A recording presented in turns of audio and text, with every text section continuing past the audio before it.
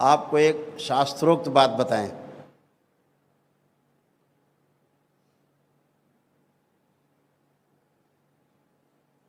दो तरह की पूजा अर्चना है। कहते हैं ना, कभी नहाए धोए नहीं तो कैसे करें। जहाँ पर पूजन होता है, पार्थिव रूप से सब चीज़ें सजा करके फिर आप पूजन करते हैं, यहाँ पर तो आपको स्नान आदि करके पवित्र होकर के बैठना है, आवश्यक है। लेकिन जहाँ मानसिक जप होता है वहाँ इसका कोई दोष है ना, तो वहाँ ये नहीं देखना है कि अभी दैनिक क्रिया से नहीं निवृत्त हुए, कि हमने अभी नहाया धोया नहीं है। ये सब चीज़ें छूट है, इसको ध्यान में रखना, ये शास्त्रोक्त है। तो ये छोटी छोटी चीज़ें अपने जीवन में आप जोड़ के चलेंगे। दरबार आपका है ही, आपके दरबार में सब कुछ उपलब्ध है। बाबा माँ है तो सब कुछ है। और ये बात आप सबको पता ही है कि दरबार से जुड़े रहने के कारण इस सृष्टि का कोई भी आसुरी शक्ति आपको छू भी नहीं सकती।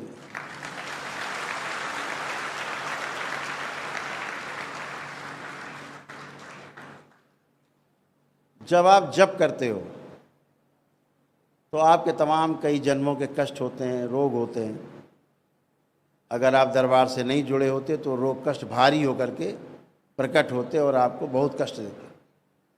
तो वो भोग, कर्म भोग कटना शुरू होते हैं। कभी कभी कोई कर्म भोग आगे आ जाता है, वो कटना शुरू होता है। उस समय एक ही प्रार्थना करनी है दरबार से, बाबा से, बाबा हमारी सहने की क्षमता बढ़ा दी जाए, इतनी कृपा करें।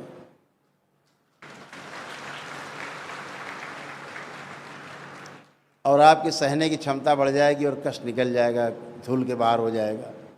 बहुत लोगों के कैंसर होते हैं, स्मृतियों में होते हैं, निकलते हैं कट कट के। तो उससे डरना नहीं है। आपको लगे अरे हमें कष्ट हो रहा है, कष्ट नहीं हो रहा है। अगर किसी ने किसी को कोई छुरा मार दिया है तो कष्ट होता है, और छुरा जब निकालो तो भी कष्ट होता है। तो जब कर्म भोग कटते हैं, थोड़े से कष्ट निकलते हैं आपके शरीर से, परिवार के निकलते हैं, आपके द्वारा निकलना कभी कभी शुरू होते हैं। जब आपका भाव जुड़ा होता है किसी परिवार के व्यक्ति से, तो उसके जो नकारात्मक रोगी स्मृतियाँ आपके द्वारा निकलना शुरू होती हैं, तो आपको कष्ट होते हैं। तो ये स्वाभाविक प्रक्रिया है। ये जब आपका दशांश का पुण्य इकट्ठा हो जाता है तो स्वतः ही तमाम चीज़ें गायब हो जाती हैं। तो इसको ध्यान रखेंगे, इससे डरना नहीं है, भयभीत नहीं होना है। ये समझ लेना है हमारा कोई कर्म भोग कट रहा है इससे। क्यों? कर्म भोग को काटने की शक्ति परम पूजनी बाबा जी के पास है।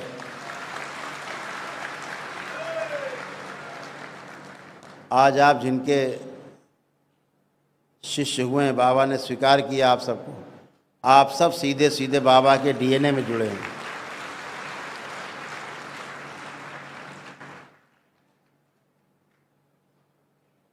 तो आप सभी लोग दरबार से जुड़े रहें, अपना भक्ति मार्ग में लगे रहें। दरबार आपका है ही, कोई कष्ट के लिए। दरबार 24 घंटे आपकी सेवा में है। दरबार आपका विस्तार कर रहा है, जगह जगह विस्तार हो रहा है, जगह जगह दरबार आपके खुल रहे हैं। आप ही लोगों में से सब संभालने वाले निकल रहे हैं, समझने वाले निकल रहे हैं। दरबार कोशिश कर रहा है कि इस विद्या को एजुकेशन में लाया जाए, ताकि पढ़े लिखे बच्चे इन चीज़ों को समझ सकें, अपने ऋषि मुनियों के विज्ञान को समझ सकें, और ऋषि मुनियों के इस विज्ञान को समझ के धरती के प्रत्येक मानव को, जो 750 करोड़ मानव है, इसको सुखी रख सके, स्वस्थ रख सके और समृद्ध रख सके।